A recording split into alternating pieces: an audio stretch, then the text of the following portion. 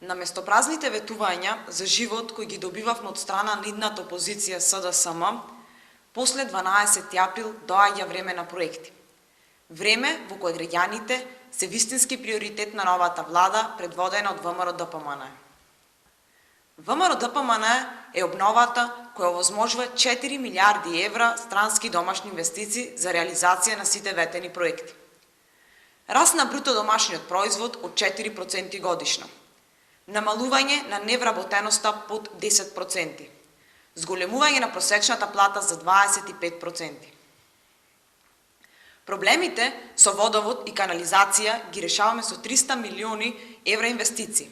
Асфалтирање на 1000 километри регионални патишта. Се набавуваат 5 нови возови, а Битола добива и нов експресен пат до граничниот премин Меджитлија. Почитувани граѓани, одброени се деновите на лажни ветувања, на деструкциите и предавствата на СДСМ.